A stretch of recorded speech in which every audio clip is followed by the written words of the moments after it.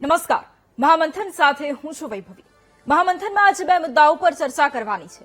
સૌથી પહેલો મુદ્દો છે નકલી બેંકનો મુદ્દો, જેના પર ચર્ચા કરવાની છે, અને બીજો મુદ્દો છે કે અમદાવાદ એટલે કે શહેરી વિસ્તારની અંદર દીપડાએ દેખા દીધી છે, તેના વિશે ચર્ચા કરવાની છે।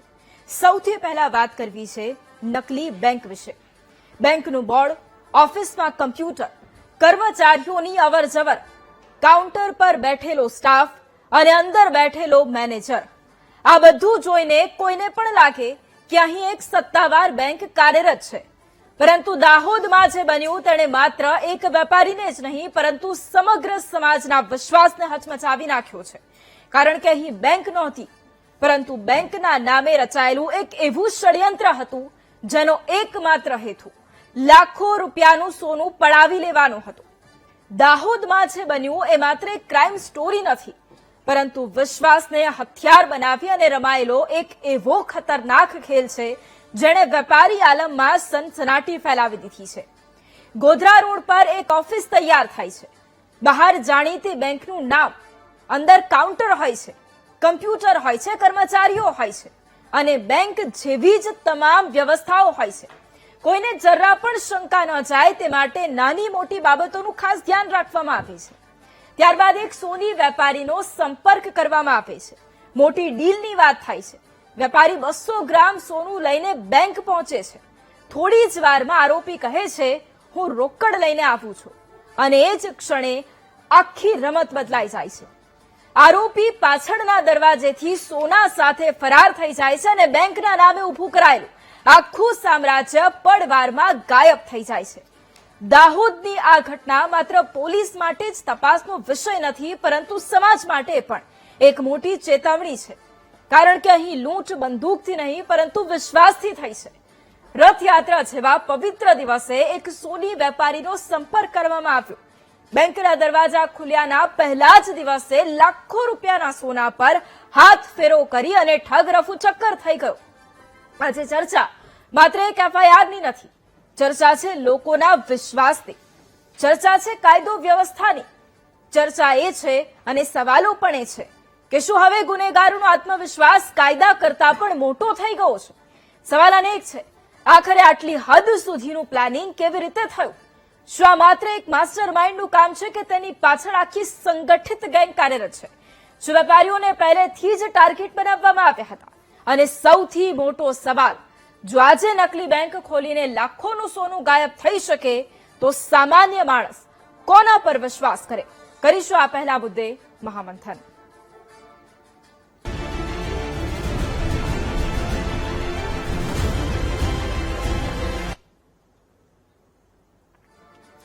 અને આખી આ જ્યારે બાબતને સમજીએ ત્યારે ખૂબ જ ગંભીર આ બાબત છે। કારણ કે સૌથી મોટી વાત અહીંયા એ છે કે આખી આ નકલી બેંક ઊભી કરી દેવામાં આવી છે। થોડા વર્ષો પહેલાની જ વાત છે કે જ્યારે એક નકલી કોર્ટ ઊભી કરવામાં આવી હતી। એક સામાન્ય માણસ આખરે વિશ્વાસ રાખે તો કોની ઉપર રાખે? રાજ્યમાં નકલી ખાદ્ય પદાર્થો મળતા હતા ત્યાં સુધી વાત સીમિત નથી રહી હવે, પરંતુ હવે નકલી કારખાનાઓ ઝડપાય છે, નકલી બેંકો ઝડપાય છે। આ ખૂબ ગંભીર બાબત અને એટલા જ માટે ચર્ચાની શરૂઆત કરવી છે। ચર્ચા માટે આપણી સાથે ભાજપ નેતા દીપકભાઈ જોશી જોડાયા છે, આપણી સાથે કોંગ્રેસના મીડિયા કોઓર્ડિનેટર હેમાંગભાઈ રાવલ જોડાયા છે, આપણી સાથે દાહોદ ડીવાયએસપી જેપી ભંડારી સાહેબ પણ જોડાયા છે, અને દાહોદથી એક સામાજિક કાર્યકર લખન રાજગોર પણ આપણી સાથે જોડાયા છે। સૌથી પહેલા તો આપ તમામ લોકોનું ખૂબ સ્વાગત છે મહામંથનમાં। સૌથી પહેલા ભંડારી સાહેબ, આપને મારે સવાલ કરવો છે, કારણ કે જે રીતે આખી આ ઘટના પ્રકાશમાં આવી છે, અધિકારીઓ, નકલી કોર્ટ, એ બધું આપણે સાંભળ્યું હતું, પરંતુ હવે આ નકલી બેંક આખી ઊભી થઈ ગઈ છે। અને સૌથી મોટી વાત એ છે કે જ્યારે આખી બેંક ઊભી થઈ રહી હતી ત્યારે કોઈને ગંધ સુદ્ધા નથી આવી, કોઈને ખ્યાલ તક નથી આવ્યો કે આવું કંઈક થઈ રહ્યું છે।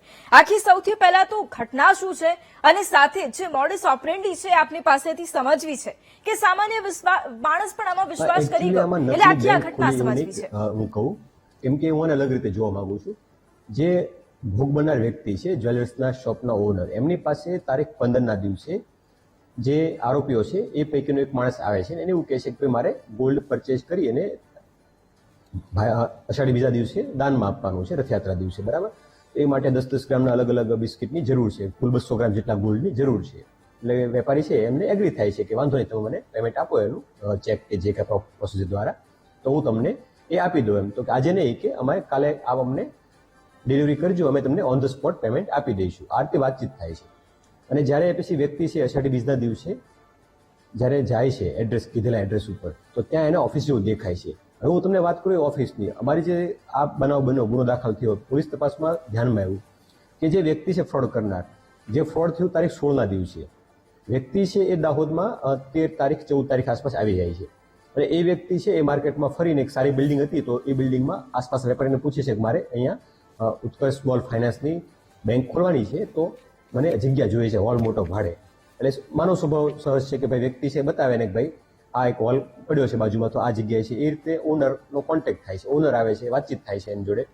વાતચીતમાં કહે છે કે અમારે ત્યાં ઉત્કર્ષ સ્મોલ ફાઇનાન્સ બેંક ખોલવાની છે, અષાઢી બીજા દિવસે મારું મુહૂર્ત છે, તો તમે અમને હોલ આપો. જે હોલ આપવાની વાત થઈ તો એગ્રીમેન્ટની વાત આવે, પૈસાની વાત આવે. એટલે વેપારી કહે છે કે આપણે એગ્રીમેન્ટ કરીએ ઓફિશિયલ એનું, અને પેમેન્ટની વાતચીત કરી લઈએ. એટલે આજે આરોપીઓ છે, ઠગ છે, એને એવું કહે છે કે ભાઈ અમારે અષાઢી બીજા દિવસે એગ્રીમેન્ટ કરવું છે, આપણે સારો દિવસ છે એટલે અમે તમને એડવાન્સમાં આનો ચેક આપી દઈએ છીએ, એગ્રીમેન્ટ આવતીકાલે કરશું, તમે અમને આજે ચાવી આપી દો, તો અમે થોડું ફર્નિચર ને બેઝિક જે કરવું પડે એ અમે કરી નાખીએ. એ આધારે જે વ્યક્તિ છે ઓનર હોલનો, એને ચાવી આપી દે છે. અને આસપાસમાં પૂછી અને કોઈ સારા ફર્નિચરવાળા, કોમ્પ્યુટરવાળા કોણ છે એનું કોન્ટેક્ટ કરે છે, એને બોલાવે છે બધાને. અમારે ઉત્કર્ષ સ્મોલ ફાઇનાન્સ બેંકની એક બ્રાન્ચ ખોલવી છે, બેંક બ્રાન્ચ, તો એની માટે અમારે આવું લગાડવું છે. તો દરેક લોકો કે વાંધો નહીં, અને થોડું સ્પીડથી કામ કરાવવા માટે એને કહે છે કે ભાઈ અમે આજે કામ પૂરું કરી નાખો તો આવતીકાલેનું ઉદઘાટન થઈ શકે. એટલે આ લોકો છે ફર્નિચરવાળા, એ ત્યાં બેઝિક ટેબલ ગોઠવવાની, 4, 5, 6 ટેબલ ગોઠવવાની. પછી જે લગભગ 30 બાય 40નો હોલ હતો, એ હોલના કોર્નર ઉપર ઓફિસ બનાવવાની, ઓફિસની બાજુમાં લોકર રૂમ બનાવવાનો, એન્ટી ચેમ્બર બનાવવાની. આ રીતે આખી આયોજન કરીને ગોઠવી દે છે. એમને પણ ચેક આપે છે, ઠગ છે, આરોપી છે. જે કોમ્પ્યુટર સિસ્ટમ ગોઠવે છે, અલગ અલગ 5-6 કોમ્પ્યુટર ગોઠવે છે, એમને પણ ચેક આપે છે. એગ્રીમેન્ટ કરનાર પણ ચેક આપે છે, તમામને ચેક આપે છે. ચેક આપે છે એટલે માણસનો વિશ્વાસ બેસે કે ભાઈ ઓફિસ તો અહીંયા જ રહેવાની છે, ફર્નિચર અહીંયા રહેવાનું છે, અને ચેક આપે છે. બીજું સાયકોલોજીકલ ગેમ એ રમે છે આરોપી, કે એ દિવસ અષાઢી બીજનો પસંદ કરે છે, જે દિવસે બેંકમાં ચેક ક્લિયર થવાની સંભાવના ના હોય. એટલે પોતાનો ફ્રોડનો અંજામ આપી દે ત્યાં સુધી કોઈ માણસ બેંકમાં જઈને ચેક નાખે તો પણ એનો રિવર્સ થયો કે બેંકમાં ફ્રોડ થયો એ આઈડિયા ના આવે. અને વ્યક્તિ જ્યારે આ બધું કરે છે અને અષાઢી બીજા દિવસે બપોરના 12-1 વાગ્યાના સમયે જ્યારે ભોગ બનનાર લોકો છે ત્યાં આવે છે, એમની ચેમ્બરમાં જાય છે. ચેમ્બરમાં જઈને એમને કહે છે કે ભાઈ અમે તમારું જે ગોલ્ડ 10 ગ્રામના બિસ્કિટ કે જે બધું મળે 200 ગ્રામ એ લાવ્યા છે, તમે અમને આનો ડિમાન્ડ ડ્રાફ્ટ કે પેમેન્ટ કે જે છે આપી દો. તો વ્યક્તિ કહેશે કંઈ વાંધો નહીં, હું આને અંદર મૂકી ચેક કરી અને મારા લોકરમાં તમને પૈસા આપી દઉં છું. એમ કરીને બેગ લાવે છે બહાર, બેગને પણ લોક મારેલો હોય છે, આમાં અમુક રકમ છે, બાકીની રકમ અંદરથી આપી દઉં છું. ફરી કહે છે કે ભાઈ 100 રૂપિયાના અને 200 રૂપિયાની નોટના અલગ અલગ બંડલો છે, ચાલશે તમારે? એટલે વ્યક્તિ કહે છે કે હા ચાલશે. એટલે ટૂંકમાં વ્યક્તિને પણ એવું લાગે કે ના 100 રૂપિયાના કે 200 રૂપિયાના બંડલ હોય તો ગણવામાં ટાઈમ લાગે, અને ટાઈમ લાગે તો પેલા માણસને 5 મિનિટ ટાઈમ મળી ગયો. હવે એ આખું ઇન્ફ્રાસ્ટ્રક્ચર એટલું બનાવેલું હતું કે નોર્મલી આપણે ઓફિસમાં જઈએ અને અંદર એન્ટી ચેમ્બર હોય છે અથવા વોશરૂમ હોય છે, એ લોકર રૂમ હોય છે, એ લોકર રૂમમાંથી ફરી એ જ રૂમથી બહાર આવી શકાતું હોય છે. પણ આમાં એક ચાલાકી એ રમી હતી કે ફર્નિચર બનાવતી વખતે એ લોકર રૂમનો તો એને પણ એક બહાર નીકળવાનો દરવાજો બનાવ્યો હતો અલગથી એક. તો વ્યક્તિ અંદર જાય છે અને 5 મિનિટની અંદર એ ત્યાંથી બીજો ગેટ ખોલી અને સીધો બહાર લઈને રવાના થઈ જાય છે. હવે આખી ઘટના ઘટી ત્યારે ત્યાં 6-7 લોકો પણ હાજર હતા. પછી આ વ્યક્તિને પૂછે છે કે તમે શું કરો છો અહીંયા? તો કે અમે તો ઇન્ટરવ્યુ દેવા માટે આવ્યા છીએ આ બેંકમાં, ફાઇનાન્સની અંદર. એમ જ્યારે શ્રોતા વાસ્તવ થાય તો પૂછે કે અમે કામ કરીએ છીએ. તો તમે આવું કેમ કીધું અમને? તો પછી આ જે લોકો છે આઈડિયા, પછી આખી ઘટના અમને તપાસમાં આઈડિયા આવ્યો કે વ્યક્તિએ છાપામાં જાહેરાત આપી હતી એ ચોકડી એમાં અમારે સ્મોલ ફાઇનાન્સ બેંક માટે એમ્પ્લોયની જરૂર છે. એટલે આ જે લોકો હતા એ બધા સવારે 10 વાગે આવી ગયા હતા. એ આવ્યા એટલે આ જે આરોપી છે એને ચાલાકી વાપરી બધાને કીધું તમે અમારે કોમ્પ્યુટરની જગ્યા છે ત્યાં જ બેસી જાઓ, વેઇટિંગ રૂમમાં બેસવા કરતા જે અલગ અલગ કોમ્પ્યુટર હોય ત્યાં જ બેસી જાઓ તમે, અને કોઈ આવે તો કહેજો કે ભાઈ અમે અહીંયા કામ કરીએ છીએ, જેથી કરીને તમારે શું છે કે અન્ય ઉમેદવારો વધે નહીં, તમારે કોઈ સ્પર્ધા ના હોય તો નોકરી તમારી ફાઇનલ થઈ જાય. બીજું કે આપણે સારો દિવસ છે આજે તો ગ્રાહક પણ મળી જાય, કસ્ટમર પણ મળી જાય. એટલે આખી સાયકોલોજીકલ ગેમ રમે છે. બિલકુલ. હવે લખનભાઈ, સવાલ મારે આપને કરવો છે, કારણ કે દાહોદમાં જે રીતે આખો આ બનાવ સામે આવ્યો, સ્વાભાવિક રીતે વેપારી આલમમાં ભયનો માહોલ, એક સામાન્ય વ્યક્તિના મનમાં પણ હવે ડર હોય કે આખરે ભરોસો કરવો તો કોની ઉપર કરવો. મારે આપની પાસેથી આખી સ્થિતિ પણ જાણવી છે કે ક્યારે આ જે બેંક છે એનું આખું આ સ્ટ્રક્ચર, નકલી સ્ટ્રક્ચર ઊભું કરવામાં આવ્યું, કેવી રીતે લોકોનો વિશ્વાસ જીતવામાં આવ્યો, કેવી રીતે ત્યાં માણસોને કામ પર રાખવામાં આવ્યા અને કેવી રીતે વેપારીને છેતરવામાં આવ્યા. જો એમાં જે ટચુકડી જાહેરાત આપી અને જે જનરલ રીતે આ લોકો એક જાતની માયાજાળ બિછાવતા જ હોય છે, એ રીતે માયાજાળ બિછાવી અને લોકોને નોકરી પર રાખવા. અત્યારે બેરોજગારીની સમસ્યા તો છે, ઘણા લોકો કામની માંગણીમાં રાहुल શહેરમાં આવતા હોય છે આજુબાજુના વિસ્તારોમાંથી. એ લોકોને એમ કે અમને રોજગારી મળી જશે અથવા કામ મળી જશે એના લીધે ત્યાં પહોંચી જતા હોય છે.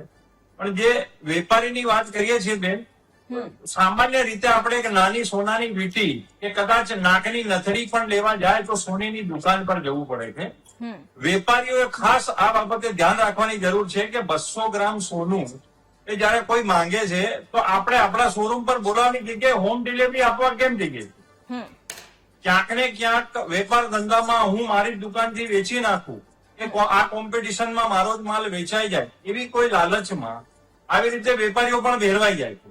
આની જગ્યાએ એ મોટા મોટા શોરૂમ છે ત્યાં સીસીટીવી કેમેરા હોય છે, પોતાનો સ્ટાફ હોય છે, તો પોતાના શોરૂમ પર બોલાવી અને આવી ડીલ કેમ ના કરવામાં આવે? અત્યારે પોલીસ ખૂબ સજાગ છે. દરેક નાનામાં નાના ગુના પણ અમારે ત્યાં પકડાયા જ છે. અત્યાર સુધી કોઈ પણ ચોરી એવી નથી કે નથી પકડાઈને, આ પણ કદાચ બહુ ટૂંક સમયમાં પકડાઈ જશે. પણ ખરેખર લોકોએ પણ ધ્યાન રાખવાની જરૂર છે. આના પહેલા મેં ઘણા વિડીયો સોશિયલ મીડિયા પર આ બાબતના મૂક્યા છે કે બેન આગળ પોલીસ ઉભી છે, આ તમારું સોનું કાઢીને આપ્યું તો તમારી અંગૂઠો આપી દો, નહીં તો તમને આગળ લૂંટી લેશે કે ત્યાં મર્ડર થયું છે, ત્યાં પોલીસ તપાસ ચાલુ છે અને લોકો આપી દે છે કાઢીને. એવા પણ લૂંટાયા છે, એને પણ પોલીસે પકડ્યા છે. પણ ક્યાંક ને ક્યાંક લોકોમાં અવેરનેસ આની હોવી જ જોઈએ કે આ રીતે કોઈ કે ઓર્ડર આપ્યો છે, તમને લોભામણી રીતે તમારી જોડે વાત કરે છે અને એની જગ્યા સુધી આ લઈને જવું, ડિલિવરી આપવા જવું, એ ક્યાંક ને ક્યાંક એક લાલચ દર્શાવે છે. ઓકે હેમાંગભાઈ, સવાલ હવે મારે આપને કરવો છે કે આ કેટલી ગંભીર બાબત છે, કારણ કે આપણે થોડા સમય પહેલા આપણે નકલી કોટ વિશે સાંભળ્યું હતું.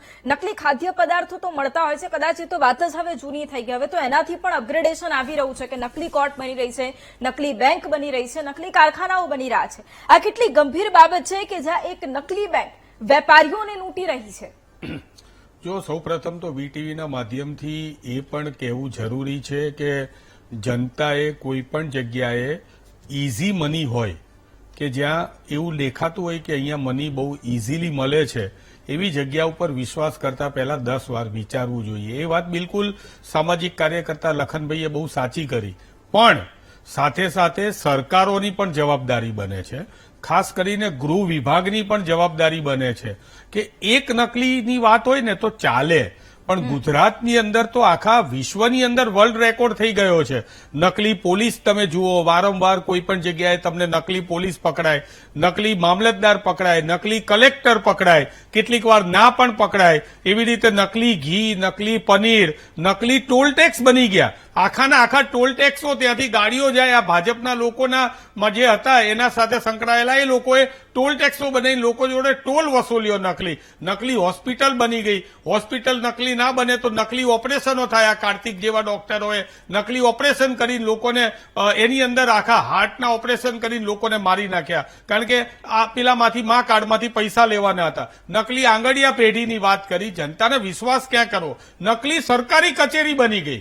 સરકારી કચેરી તો બની જ, પણ સાથે સાથે સરકારી કચેરીના નામના ઓરિજિનલ સરકારે ચેકો આપી દીધા બેંકોમાં અને કચેરીમાંથી એ ચેકો પાસે થઈ ગયા. સરકારનું કરી નાખ્યું આ નકલી લોકોએ, અથવા તો નકલી જે આખી આ ગેંગ છે એ લોકોએ. નકલી તો આવા અસંખ્ય લોકો જે છે એ નકલી આપણે કરી. આ છેલ્લી વાત કરી એની અંદર નકલી બેંક પણ આવી ગઈ. હવે તમે વિચાર કરો કે આટલું બધું નકલી છે તો આની અંદર જે લોકો સરકારે અને ગૃહમંત્રીએ, ખાસ કરીને કાયદા વિભાગે અને પોલીસે એક આખી માણસ પકડી જાય એ બહુ મહત્વનું નથી, એ તો પકડાવો જ જોઈએ કારણ કે એ તો પોલીસની ફરજમાં આવે છે. પણ એવો કેસ કરવો જોઈએ. મેં અત્યારે તમને જેટલી વાત કરી એ બધાના મોટા ભાગના આરોપીઓ જે છે અત્યારે જામીન ઉપર છૂટી ગયેલા છે. એક દાખલારૂપ કડક એવી રીતે ચાર્જશીટ બનાવવી જોઈએ, એવી રીતે દાખલારૂપ કાર્ય કરવું જોઈએ જેથી કરીને આવું નકલી કરતા ગુજરાતની અંદર આરોપીઓ બીવે. ખાલી આપણે કહીએ કે કાયદામાં રહેશો તો ફાયદામાં રહેશો, એવા બધા આપણે સીન સપાટા કરીએ, એનેથી કંઈ ના થાય. અને મને ખબર છે હમણાં મારા ભારતીય જનતા પક્ષના સાથી પ્રવક્તા જે છે એ હમણાં શરૂઆત જ આ કરશે. ગુજરાતની અંદર પહેલા તો અમે આ જોઈશું, તપાસ કરીશું, અમારા ગૃહમંત્રી બહુ મજબૂત છે, અમે વિકાસ કરેલો છે, ભૂપેન્દ્રભાઈનું નામ એકવાર બોલશે, એકવાર વિશ્વકર્માભાઈનું નામ બોલશે, પણ જે વાત જે છે એ જનતાને આજે નકલી કરીને સરકાર ઉપરથી જ વિશ્વાસ ઉઠી ગયો છે.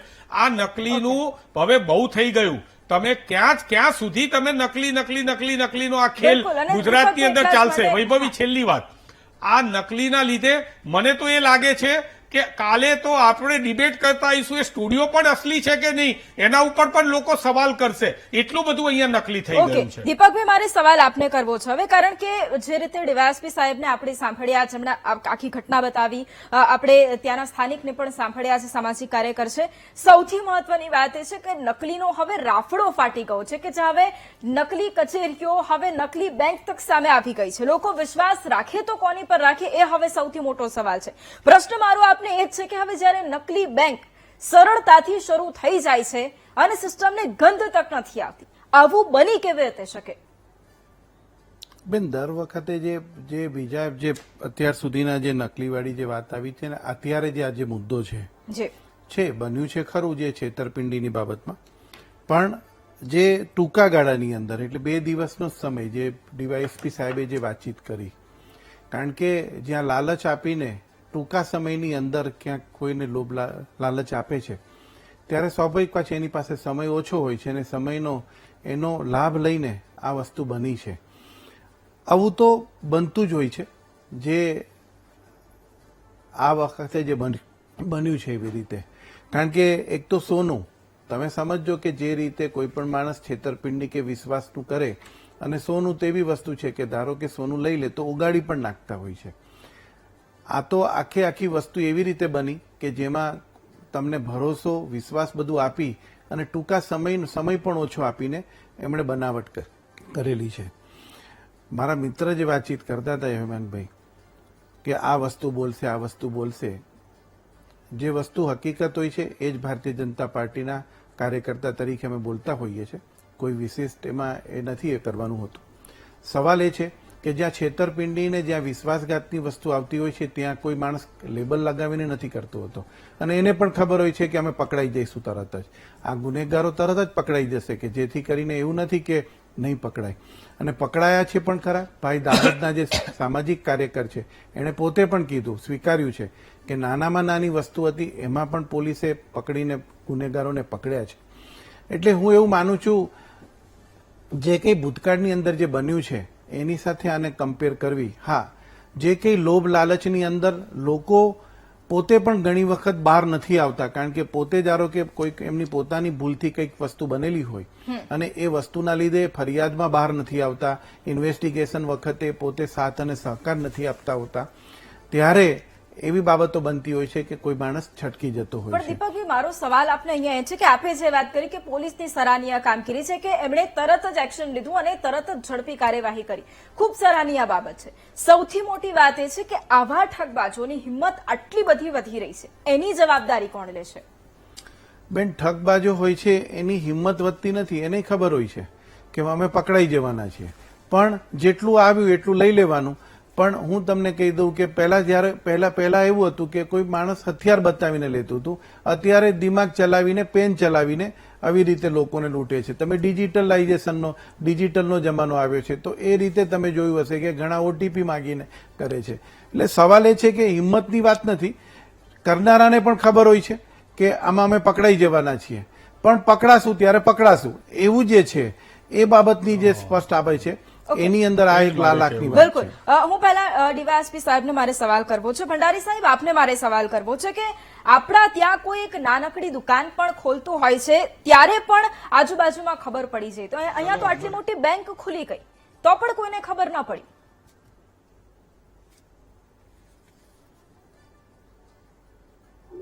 આપની વાત બહુ સાચી છે.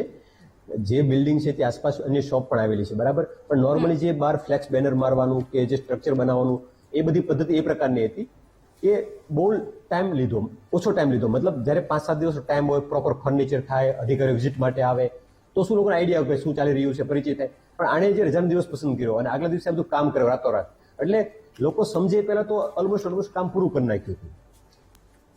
ઓકે, ભંડારી સાહેબ, સવાલ બીજો આપને જ કરવો છે કે જ્યારે આવું કંઈક પાટિયું લગાવી દેતું હોય બોર્ડનું કે જ્યારે નકલી બેંક ઊભું કરી દેવામાં આવતું હોય ત્યારે આ કેવી રીતે ખ્યાલ આવશે? સૌથી મોટી બાબત એ છે કે શું આનું વેરિફિકેશન આ બધાનું થતું હોય છે ખરું? બિલકુલ થવું જોઈએ. આ જે નગરપાલિકા વિસ્તારમાં કોઈ પણ જગ્યાએ આવું પ્રકારનું કોઈ સ્ટ્રક્ચર બાંધવાનું હોય, કોઈ શોપ શરૂ કરતા હોય તો એ અંગે નગરપાલિકાને કે જે બી સિવિલ ઓથોરિટી છે એમને જાણ થતી હોય છે. આમાં પોલીસને જાણ કરવાની કોઈ જોગવાઈ નોર્મલી હોતી નથી સ્મોલ ફાઇનાન્સ બેંકની અંદર. પણ જ્યારે આ પ્રકારની બાબતો હોય તો જાણ થવી જોઈએ. પણ એને જે ટાઈમ સ્પીડ પસંદ કરી છે, કદાચ હું એવું માનું કે કદાચ નગરપાલિકા બી પોસિબલ ના હોય એની માટે કે દરરોજ એક એક શોપ ચેક કરવા માટે જાય. હા, એકાદ 2 મહિના ચાલતું હોય તો એ દરમિયાન તો ધ્યાનમાં આવી જતું હોય છે નગરપાલિકાના. પણ 1 કે 1.5 દિવસની અંદર આખી સ્ટ્રક્ચર ઊભું થઈ જાય તો એ બી પોસિબલ નથી. એટલે બહુ સાયકોલોજીકલ ગેમ રમવામાં આવી છે એવું મને લાગે છે આરોપી દ્વારા. ઓકે, હેમાંગભાઈ, હવે સવાલ આપને કરવો છે કારણ કે આવી જે ઘટનાઓ સતત બની રહી છે તો પ્રશ્ન અહીંયા એ પણ છે કે હવે નીતિગત ફેરફારોની શું જરૂરિયાત આવીને ઊભી થઈ ગઈ છે? આ જુઓ, સૌપ્રથમ તો ખાસ પોલીસની જવાબદારી વિશેષ બને છે. ભંડારી સાહેબે વાત કરી, પરંતુ એમાં એક વાત ઉમેરવી જોઈએ કે જ્યારે પણ કોઈ પણ જગ્યાનો ભાડા કરાર થાય તો એ પોલીસમાં પહેલા રજૂઆત કરવો જરૂરી છે. એટલે પોલીસની પણ આની અંદર જવાબદારી આવે છે. ભાડા કરાર જમા થતી વખતે ચેક પણ કરવું જોઈએ. એટલે પોલીસની, માત્ર નગરપાલિકાની જવાબદારી ના આવે. બીજી વાત, રથયાત્રાના દિવસે બેંકો પણ ખુલ્લી હતી. એટલે રથયાત્રાના દિવસે ચેક ના ભરી શકાય એવી જો પોલીસની થિયરી હોય તો કદાચ એ થિયરીની અંદર આપણે સહમત, હું માનું છું મારી દ્રષ્ટિએ. મેં મારી બેંક જે હતી એ મોટે ભાગે ખુલ્લી હતી, એ મેં જોયેલી હતી. હવેની વાત જે છે એ ઘોડા ભાગી ગયા પછી તાળા મારવાની વાત છે. મૂળ વાત એ છે કે દીપકભાઈએ કીધું કે આવું તો થતું જ હોય છે. આને ટેકન ગ્રાન્ટેડ લેવાની જરૂર નથી. સમગ્ર ગુજરાતની અંદર પોલીસનું કામ જ આ છે, વોચ રાખવાનું છે. સોશિયલ મીડિયામાં વોચ રાખવાનું છે, કોણ ચીટિંગ કરે છે સોશિયલ મીડિયાની અંદરથી માંડીને, અને હજી સુધી પકડાયા નથી. બોલો, હવે અમારા કોંગ્રેસના કાર્યકર્તાને અમિતભાઈ શાહ કે માનનીય વડાપ્રધાન નરેન્દ્રભાઈ મોદી આવવાના હોય અને એ અમદાવાદથી મહેસાણા જતા રહ્યા હોય કે વડોદરાનો કાર્યકર્તા અમદાવાદ આવેલા હોય તો એમને લોકેશન ઉપરથી ટ્રેસ કરીને પૂછી લેવામાં આવે છે કે તમે અમદાવાદ આવી ગયા છો, શા માટે આવી ગયા છો. જો એમને પકડવામાં આવે તો અહીંયા આ બધા પોલીસોનું આટલું બધું જે ગૃહ ખાતા પાછળ કરોડો રૂપિયાનું બજેટ થાય છે, હજી સુધી આ ઠગ પકડાયો કેમ નથી? આજે રથયાત્રાને ગયે કેટલા દિવસ થયા? આજે આ 4થો 5મો દિવસ છે. હજી સુધી કાર્યવાહી એટલે તમે કાગળ ઉપર કરો, પંચનામું કરો, આજુબાજુવાળાને પૂછો. આપણી જોડે આટલું મોટું સીસીટીવીનું નેટવર્ક છે, નેટવર્કથી હજી સુધી આ માણસ કેમ પકડાયો નથી એ પણ મોટો પ્રશ્ન છે. બીજું, પકડાઈ જાય પછી મજબૂત ચાર્જશીટ એવી બનાવવી જોઈએ કે, અને હું તો કહું છું આવા બધા લોકોના કાઢો સરઘસ, અમે તમારી સાથે છીએ, એને રીકન્સ્ટ્રક્શન કરાવો. લોકોને બીક લાગવી જોઈએ ને એ કાયદાની. આ જેમ ભાઈએ કીધું કે ઠગને ખબર છે કે અમે પકડી જવાના છે તોય કરે છે, એનો મતલબ એમ છે કે એમને બીક નથી, સરકારની બીક નથી, કાયદાની બીક નથી, ગૃહમંત્રીશ્રીની બીક નથી. એ બીક પેદા કરવી જોઈએ. અમે તો કહીએ અમે તમારી સાથે છે, તમારે કોઈ મજબૂત કાયદો લાવવો હોય. આ નકલી આટલું બધું થઈ ગયું ભાઈ. એક વાત હોય તો બરોબર છે, નકલી કચેરી પોલીસથી માંડીને નકલી પત્રકારો હોય છે, હોય છે, એનો મતલબ એવા બનાવવામાં આવે છે નકલી આઈ કાર્ડ બનાવીને. તો એને પકડવા જરૂરી છે. સરકારે પણ જાગૃત થવાની જરૂર છે, જનતાએ પણ જાગૃત થવાની જરૂર છે.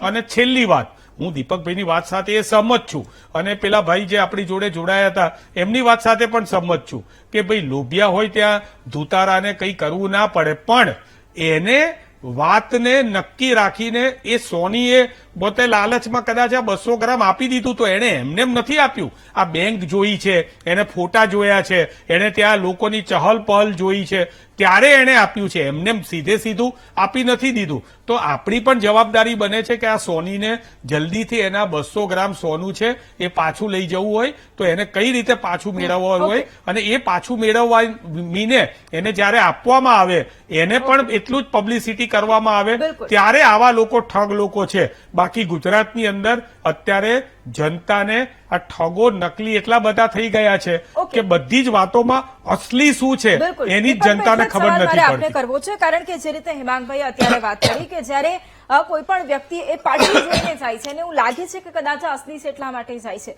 બધી જ વાત બરાબર. સવાલ મારો એ કે ગુજરાતને આપણે વેપારીઓનું રાજ્ય કહીએ છીએ. હવે એની જ અંદર જો વેપારીઓ સાથે જ આવું થવા લાગશે, જો વેપારીઓ જ ડર અનુભવવા લાગશે તો પછી ચૂક ક્યાં રહી જાય છે? એ જવાબદારી કોણ નિશ્ચિત કરશે કે જો આવી કોઈ ઘટના બને છે તો તાત્કાલિક એક્શન લેવાય, પણ એની સામે એવો દાખલો બેસાડવામાં આવે કે જેથી કોઈની હિંમત જ ના થાય આવું કરવાની? બેન, દાખલાવાળી તમે મને બીજી વાર આ સવાલ કર્યો. હું તમને સ્પષ્ટ કહીશ કે કોઈ પણ વસ્તુમાં સામે જ્યારે કોઈ પણ માણસ ભોગ બને છે એ પોતે પણ એટલો જ ખુલીને આવવો જોઈએ. મારે એડવોકેટ છું એટલે મારે મારી પર્સનલ એ વાત ના કરવાની હોય, પણ મારી પાસે પોતાની પાસે જ એક મેટર છે કે જેની અંદર અમારા ત્યાં ઘાટલોડિયા પાસેના સોનીઓ એક વ્યક્તિને ત્યાં પ્રભાત ચોક પાસે સોનું આપવા આવતા હતા અને આજે એ વ્યક્તિ લગભગ 20-25 લાખનું કરીને જતી રહી છે. બધા સોનીઓ ઘાટલોડિયાના લગભગ જે છે 17-25 સોનીઓ છે. આજે ધારો કે ફરિયાદ નોંધાવવાની વાતચીત આવે છે તો એક પણ સોની આગળ નથી આવતા. જે સોનીઓ પોતે સોનું આપી ગયા છે, પૈસા પેલી વ્યક્તિ આપતી નથી, ફરિયાદ નોંધાવવા માટે નથી આવતા. એક બે સોનીએ પોતે ફરિયાદ લખાવી છે ઘાટલોડિયા પોલીસ સ્ટેશનની અંદર. આ પરિસ્થિતિ છે. એટલે તમે જયારે મજબૂતીની વાતચીત કરો છો, કારણ કે જે વ્યક્તિઓએ લોભ લાલચની અંદર જયારે ગયા છે એ વ્યક્તિઓ ખુલીને આવતા નથી અને એના લીધે બચે. બીજું બેન, તમારો ખાલી એડ કરી દઉં છું, આ જે કેસ છે એમાં જે વેપારી સાથે ઠગાઈ થઈ છે એણે ફરિયાદ કરી છે. વેપારીએ ઠગાઈ કરી છે? કેટલા વેપારીઓએ કરી છે બેન? એક વેપારીએ કરી હશે. ઠગાઈ કેટલા જોડે જણા થઈ છે? નહીં, તમે ટેકનિકલી જુઓ. વૈભવીબેન, મારી વાત સાંભળો. હું તમને કહું કે એ દલીલમાં પડવા કરતા તમે સવાલ પૂછ્યો, હું તમને એટલું વસ્તુ કહું કે પૂરેપૂરા જો એ લોકો સાથ અને સહકાર આપશે તો હું માનું છું ત્યાં સુધી ક્યારે પણ ઇન્વેસ્ટિગેશનની અંદર કાચું કપાતું નથી હોતું.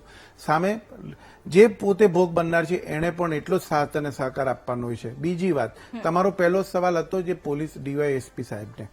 આની અંદર 2011ની અંદર મની લોન્ડરિંગ એક્ટ જે બનાવ્યો છે, જે કોઓપરેટિવ એક્ટની અંદર સ્મોલ ફાઇનાન્સ જે છે એને પોતે રજીસ્ટ્રેશન કરાવવાનું હોય છે રજિસ્ટ્રાર સમક્ષ, જિલ્લા રજિસ્ટ્રાર સમક્ષ. બીજું, ભેમાંગભાઈએ જે વાતચીત કરી, ભાડુઆત કરારની જે વાતચીત હતી એ પણ સ્પષ્ટ બાબત છે. આપણે કોઓપરેટિવ સોસાયટીઓમાં ઘણી વખત કીધેલું છે કે તમારે ત્યાં મકાન જે હોય એને પણ પોલીસ સ્ટેશનમાં અંદર આ પણ કોઓપરેટિવ એક્ટમાં જ આવે છે. સવાલ ક્યાં આવે છે? કોણ પોતે કરીને બતાવે છે, કોણ પોતે સોસાયટીના ચેરમેનને ભાડુઆત કરાર આપે છે. તમે સમજજો, આપણે ચાલશે ફાવશેમાં ચાલનારા છીએ અને પછી આપણે જયારે બને છે ત્યારે આપણે બધો વાંક સરકાર અને પોલીસ ઉપર ઢોળીએ છીએ. નો ડાઉટ પકડનારી જે છે જવાબદારી છે સરકારની આવે છે, પણ તમે પણ જયારે તમારે સાથ અને સહકાર આપવાનો હોય ત્યારે તમે નથી આપતા. ધારો કે ભાઈએ જેને ભાડે આપવાની વાતચીત હતી તો એને પોતે વાતચીત કરી કે 2 દિવસમાં કરી નાખશો. હેમાંગભાઈએ જે વાતચીત કરી, રથયાત્રાના દિવસે ચેક ચાલતા હતા, પણ બેન આજે તમે કોઈને ચેક આપો છો તો એ તરત ને તરત ડિપોઝિટ નથી થતો. તમે સમજજો, કોઈ માણસ 2 દિવસ પછી કરે છે. એ આ લોભ અને લાલચમાં મોટી વસ્તુ બતાવીને માણસ વિશ્વાસઘાત કરે છે. આ મહિનાઓ સુધી જો ચાલતી હોય વાત અને જો થયું હોય અને કોઈના ધ્યાનમાં ના આવ્યું હોય તો બરાબર છે. આ તો જે 2 દિવસની અંદર આખા બનાવની વાતચીત કરે છે, વાઇન્ડ અપ કરે છે, તો લોકોની પણ એક ફરજ બને છે કે આટલું બધું ઝડપથી કરવાનું કારણ શું છે? આજે ધારો કે બેન એક વસ્તુ તમને કહું કે તમને 100 રૂપિયાની અંદર તમને 50 રૂપિયા કોઈ આપતું હોય તો સ્વાભાવિક પાછે તમારી નજર જવી જોઈએ. ઓકે, ભંડારી સાહેબ, મારે સવાલ હવે આપને કરવો છે, કારણ કે જે ઠગબાજો હતા એમણે રથયાત્રાની વાત કરી હતી. રથયાત્રાનો દિવસ હતો ત્યારે તેમણે શરૂઆત કરી, સોનું દાનમાં આપવાની વાત કરી, ઘણી બધી વસ્તુ આમાં સામે આવી. હવે કોઈ પણ વ્યક્તિ ભગવાનના નામે કંઈ કરવાનું આવતું હોય તો એ સૌથી પહેલા આગળ આવી જતો હોય છે. ત્યારે શું આ જે ઠગબાજો છે એમણે આ સાયકોલોજીના આધારે એમની આ એક મોડસ ઓપરેન્ડી હતી કે આ રીતે લોકોને બની શકે એ લોકો દ્વારા આ વસ્તુ દ્વારા મતલબ વાતચીત કરી અને ભરોસો કરવાનો પ્રયત્ન કરવો હોય શકે. પરંતુ વેપારી માટે તો કેવું છે કે એક હાથે આપવાનો તો એક હાથે લેવા નતા પૈસા, એટલે આમાં અન્ય કોઈ વિશ્વાસની કે અન્ય કોઈ મતલબ બનાવટની જરૂરિયાત નહોતી. આજે કોઈ પણ વ્યક્તિ આવે છે અને ખાલી આપણે કહે છે કે ભાઈ મારી આ પેન લો, 10 રૂપિયા મને આપો, તો હું એમાં વેરીફાઈ નથી કરવાનું કે માણસ કોણ છે શું છે એમ. એટલે અમને તો વેપારી શું હતું, આ નોર્મલ આવું ચાલતું છે. કોઈ માણસ હોમ ડિલિવરી મંગાવતા હોય, બેંક મંગાવતી હોય, અન્ય જગ્યાએ આ રીતનું ગોલ્ડ મંગાવતા હોય છે, તમે જાઓ અને તમને ઓન ધ સ્પોટ ડીડી અથવા પૈસા આપતા હોય છે અને ઓન ધ સ્પોટ બિલ બની જતું હોય છે. આવી સિસ્ટમ ચાલતી હોય છે. વેપારી માટે તો એક સહજ વસ્તુ હતી નોર્મલી, એટલે એના કારણે એ બી પોતે છેતરાઈ ગયો. ઓકે, ભંડારી સાહેબ, બીજો મારો સવાલ એ છે કે જ્યાં આખી નકલી બેંક ઉભી કરવામાં આવી હતી એ જગ્યા કોની છે, એ સામાન કોનો છે, શું એના વિશે કોઈ માહિતી પોલીસને મળી છે? એ આખી અમે તપાસ કરી છે. બિલ્ડિંગના ઓનરશિપ વિશે એ તમામ વસ્તુ વેરીફાઈ કરવામાં આવેલી છે અને એ તમામ વસ્તુ અમારા ઓન રેકર્ડ તપાસમાં સામેલ રાખવામાં આવેલી છે. અને દાહોદ પોલીસને અમને ભરોસો પણ છે કે અમે આના કેસની ખૂબ ક્લોઝ છીએ અને અમે થોડાક ટાઈમની અંદર અત્યારે કેસ ક્રેક કરી લઈશું અને જે ભોગ બનનાર છે એમને એમની રકમ છે સંપૂર્ણપણે પાછી મળી જાય એ માટેનો અમારો બેસ્ટ પ્રયત્ન રહેશે અને અમને વિશ્વાસ પણ છે કે અમે ટૂંક સમયમાં સફળ પણ થઈ જઈશું આમાં. ઓકે ભંડારી સાહેબ, હવે સવાલ ચલો આપને પણ મારે એ જ કરવો છે, કારણ કે આપણે આખી આ બધી વાતચીત કરી, ઠગબાજો શાतिर થઈ ગયા છે, એટલે પોલીસે પણ હવે એક ડગલું આગળ ચાલવું પડશે, એના માટે શું? બિલકુલ સમય સાથે દરેકે અપડેટ થવું પડતું હોય છે, અને દાહોદ પોલીસના પ્રતિનિધિ તરીકે અમને અમારી ટીમ પર પૂરો ભરોસો છે, અને આમાં કેસ અમે 100% ક્રેક કરી નાખશું, અને આરોપી ભોગ બનનાર છે એમની ગયેલી રકમ છે એ 100% એમને પરત મળે એ માટે દાહોદ પોલીસ છે એ કટિબદ્ધ છે, અમને વિશ્વાસ પણ છે. ઓકે, બિલકુલ. અને એટલા જ માટે હવે લખનભાઈ 1 મિનિટમાં, હા હું આપની પાસે આવીશ. લખનભાઈની જ વાત કરવા ઓકે, તો 1 મિનિટમાં આપની પાસેથી હવે જવાબ લખનભાઈ, લઈશ. મારે આપને પણ કહેવું છે કે આપની પાછળ જે સત્યમેવ જયતે લગાયેલું છે એ હકીકતમાં સિમ્બોલ આપ ના લગાવી શકો.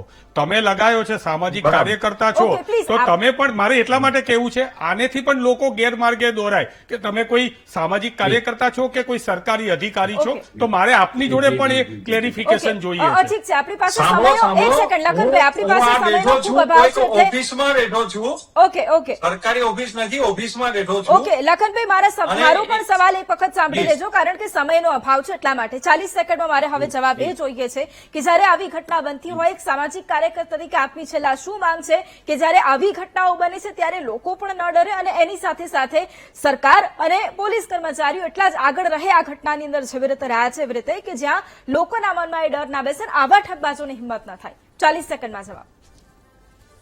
આમાં જનરલી ઠગબાજો તો દરરોજ નવા નવા કિમિયા કરતા જ હોય છે. લોકોએ લાલચમાં કોઈ પણ જગ્યાએ ના આવવું જોઈએ, અને આ પ્રકારના ઘણા સોશિયલ મીડિયા પર અને બધી જ જગ્યાએ આના પ્રચાર પ્રસાર થતા જ હોય છે, પોલીસ દ્વારા પણ થતા જ હોય છે, પણ છતાંય લોકો લાલચમાં આવે છે. જેમ મેં અત્યારે કીધું ને કે આ હોમ ડિલિવરી આપવા જવાની થતી જ નથી. ઓકે, એક સામાન્ય પૈસા હોય તો પણ શોરૂમમાં બોલાવવામાં આવે છે, એની જગ્યાએ સામે જે આપવા ગયા ને એ ક્યાંક ને ક્યાંક કોઈ લાલચ કે મારું આટલું સોનું Okay, વેચાઈ okay. જાય, અથવા તો સામે વાળાએ કોઈક રીતે એમને વિશ્વાસમાં લીધા હોય. ઠીક છે. તો આ રીતે હેમાંગભાઈ, વિશ્વાસમાં 30 ના સેકન્ડમાં મારે હવે એ જવાબ જોઈએ છે કે એક વિપક્ષ તરીકે શું માંગ હવે આખી આ ઘટના જ્યારે સામે હું આવી તો છે? એ જ કહું છું કે બધા કાયદા છે, જેમ દીપકભાઈએ કીધું કે જમા કરાવવાનું હોય, બોર્ડ લગાવતા પહેલા એના અલગ અલગ કાયદાઓ છે, તો બસ આ કાયદાઓનું મોનિટરિંગ થવું જોઈએ. મોનિટરિંગ થતું હોય તો નકલી લોકોને થોડી બીક લાગે, આવા નકલી કરનારને. મોનિટરિંગનો અને સરકારની જવાબદેહીનો જે અભાવ છે એ જે છે એમાં થોડો સુધાર આવવો જોઈએ. ઓકે,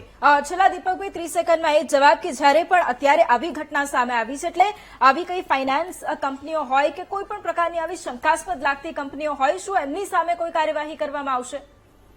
બેન, કાર્યવાહીમાં તો સ્પષ્ટપણે હું તમને કહી દઉં, જે હેમાંગભાઈએ પહેલા કીધું એ કે અમારા મુખ્યમંત્રી શ્રી મેં એવું નથી કીધું, મેં કીધું એવું હા, એટલે બોલશો તમે હા એટલે તમે કીધું, અને સ્વાભાવિક વાત છે, હું હમણાં એના ઉપર જ આવું છું Okay. કે અમારા નાયબ મુખ્યમંત્રી શ્રી નો સ્પષ્ટ એક છે કે કોઈ પણ આવો માણસ છે બચી નહીં શકે, અને એનો વિશ્વાસ સંપૂર્ણપણે ડીવાયએસપી સાહેબે આપ્યો છે, અને એની તમામ બાબતો ઉપરથી આપણે સાબિત થાય છે કે ગુનેગાર પકડાશે. બીજું, હેમાંગભાઈએ જે વાતચીત કરી એ લખનભાઈ ખોટું ન લગાડે, પણ સ્પષ્ટ વાત છે, આજે ધારો કે નીચે લખનભાઈ રાજગોર લખેલું છે એટલા માટે ખ્યાલ આવે, બાકી અને ડીવાયએસપી સાહેબે એમનો પોતાનો ડ્રેસ પહેરેલો છે એટલા માટે, નહીતર અમે તો એવું સમજીએ કે પોલીસના મોટા અધિકારી તરીકે લખનભાઈ હશે એવી રીતનું લાગતું હતું.